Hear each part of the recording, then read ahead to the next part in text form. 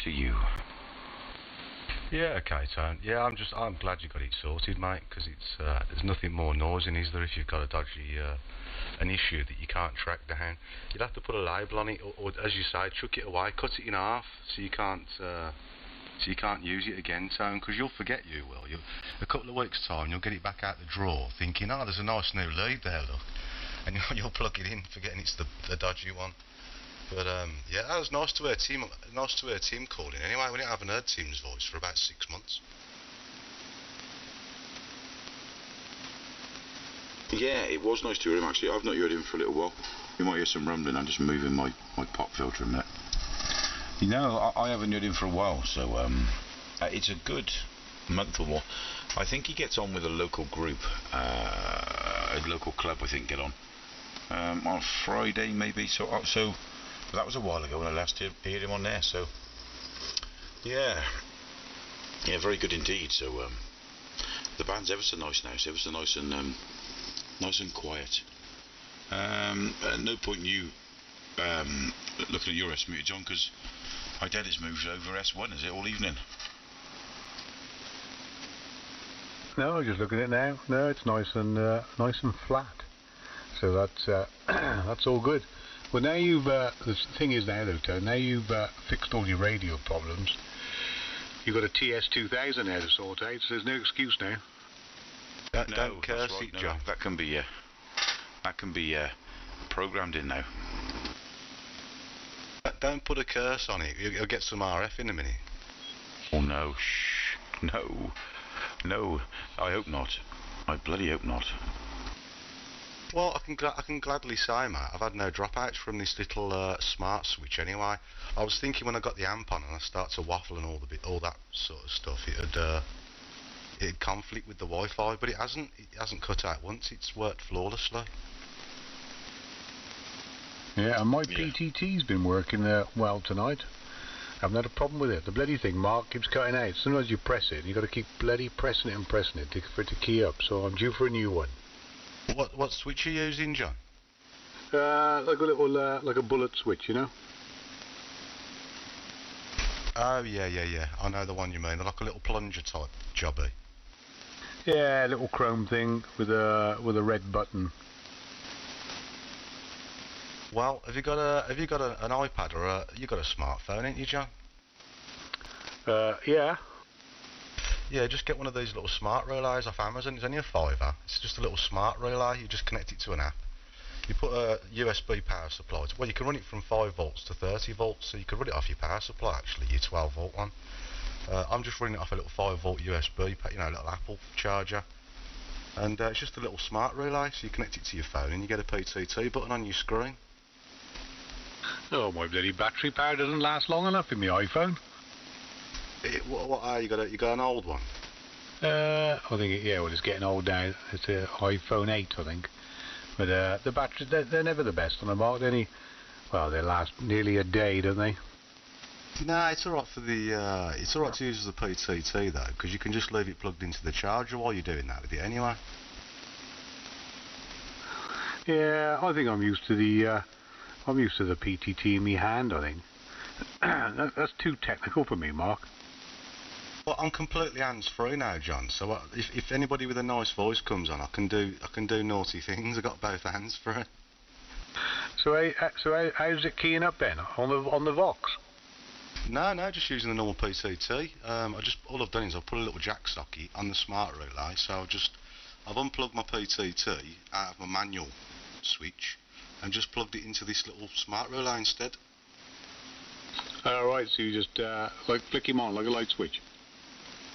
Yeah, it's just a general purpose relay, so it's just a general purpose smart relay, so you can use it for to switch anything from a couple of volts up to 240 volts if you want.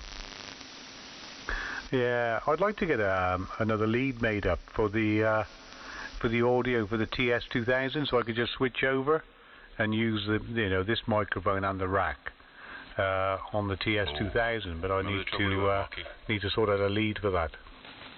Well, I've just been thinking about that myself, mate. I've got a lead made that I use for my TS2000 for the rack, but I can't find it. So I'm going to have to make another set of cables for that radio, because I know you and Tony have been talking about 2 metres a lot lately, so I thought I've got to get the rack in there. But I can't find the lead, John, so I've got to make one myself, man. Is it a complicated lead, Mark, or not?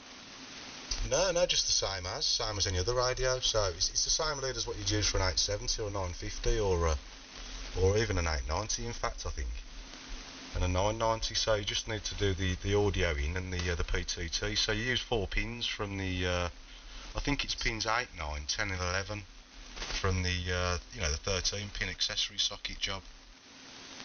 Yeah, I was just thinking of they're both connected into the radio, and if I wanted to use the one radio, just flick a switch, then everything then transfers to the other radio. Is that how you do it? Yeah, just put a switch box in line or a little mixer or something, in between the rack and the radios. So you got like the gain for the input to one radio and the input to the other radio, and just switch whichever one you want to use. So the audio is sent to that one. The only problem you can introduce other issues, because I usually combine my radios together, John. I've done it for donkey's years. I've only ever used the one microphone for multiple radios. But depending on how you go around it, because you can use things like audio splitters, or you can use a basic audio switch, or you can do it with a mixer or a merger. There's loads of ways you can combine that signal to 2 radios. But I find a lot of the methods that you do, they introduce things like RF and ground loops and weird things, because you're suddenly combining 2 radios and 2 antennas. It links the lot, everything up. So probably better off just to get a basic audio switch that disconnects it from one and switches it over to the other, if you know what I mean. A basic little audio selector switch, the ones that are about 20 quid. Sounds like you might be getting a phone call with a request. What, to build you one? Yeah. Ah, dear. Yeah, I'll make you one, mate. I'll make you one, no problems. Round to your turn. Yes, indeed, yes. Well, didn't you have some issues with yours? What was that issue? Didn't you have like an RF issue, Marky, when you had the both ones connected? You solved it in the end, didn't you? But remind me what it was. It was when I used an audio merging box, which what it does is it basically blends 2 signals into one. But for some reason I was getting a mad noise, wasn't I? I can't remember what it was doing now. I forget myself, Tone. It was doing some mad noise, wasn't it? It sounded like RF. It wasn't RF. It was some sort of mad other feedback, but I don't quite know what it was. But yeah, that was using a merger, so I could split the rack to the 2 radios. So you just got to watch how you do it. I suppose the key to it would be is to isolate the radios. So after you've split the audio, put an isolator on both radios so they don't see each other anyway. Then. Yeah, that would be the one. I know you can buy. They're not cheap though.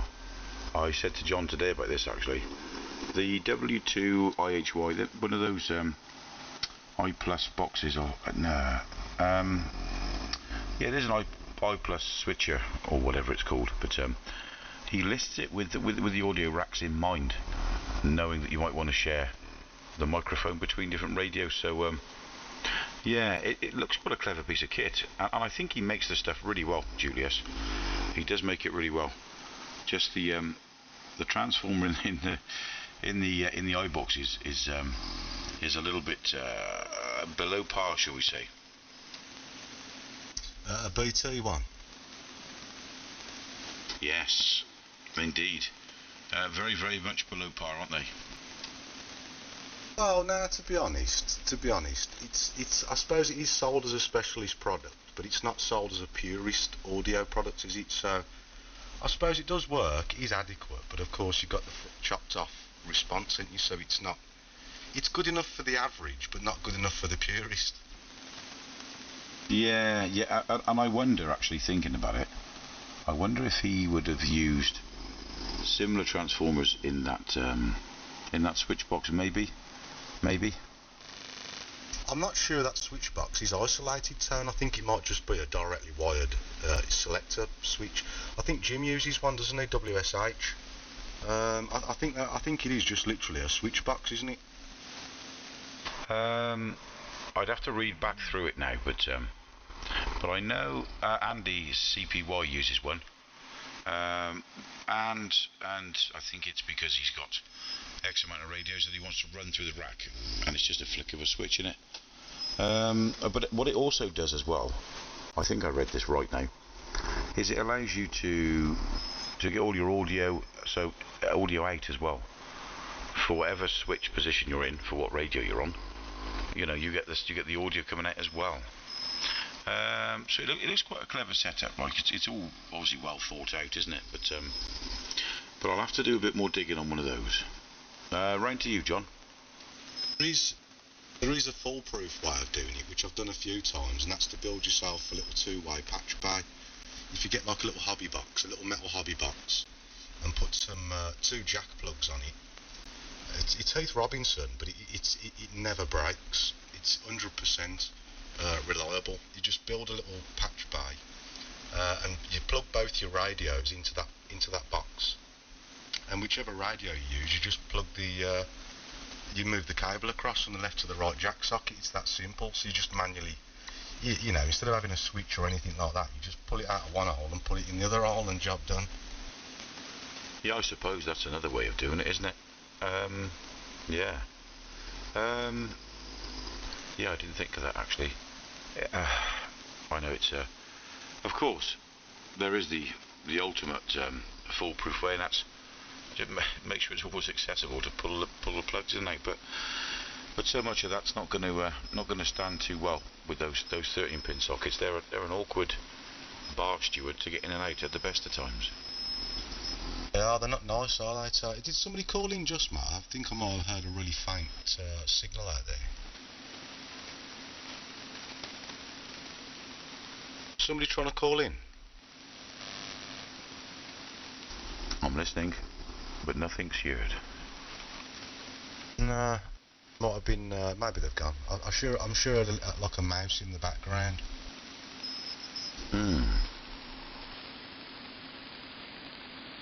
Yeah. I need to get my antenna up a bit further, Tone. I need to get the erection up higher. You need to raise the stakes, Marky. You need to raise the stakes. Round to you, John. I'm sure we'll hear you, Mark, when you get the 2 meters going. If that's what you're going to put up, I'm sure we'll be able to hear you anyway. But yeah, I just need just the basic, really. Just something that's going to work and and be reliable. I want something already plugged in the back of the TS2000, and obviously in the back of the 5000 goes into some kind of box. And when I decide to use the other, either flick a switch or just change a plug, and that's nice and simple. That's just how I like it. Yeah, the two-way little patch bay thing is probably the most foolproof way, John, because you're literally unplugging it from one radio and plugging it into the other, so the radios aren't combined ever. They're not, they're not linked. And that's usually the way I end up doing it. I've tried switches and mixers, and I've tried all sorts. Mixers work well. Mixers do work well to feed more than one radio, but again, mixers can introduce loads of problems with RF and noises and all sorts as well, so you're just adding more things into the chain, aren't you, just to use as a switch, really. But the little patch bay idea is the easiest. All you've got to do is just add 2 PTTs set up, so you just add 2 switches on your desk, 2 identical ones or whatever, just side by side, or get a switch that's got 2 switches on it, a single unit with 2 buttons in it, one for one radio, one for the other one, of course, and then all you do is just pull your jack socket out your patch bay, and then just I can send you some pictures of that, John. I've still got it actually in my little 2-way patch bay thing under my shelf. It's probably the most foolproof and simplest way of doing things anyway. Round to you, Tone. It's getting to about, I've left my Wi-Fi on as well, and so it's like Bermuda in here. Yeah. M0 video returning. Well, lads, it's getting to the hour. I hate to be a miserable old stick in the mud, but I'll be up early in the morning, that's for sure. The nippers will see to that. So by the time I let the old linear cool down a little bit, then it's going to be getting on for midnight. So I'll probably have one more go round with you, and then I'm going to call it a day, lads.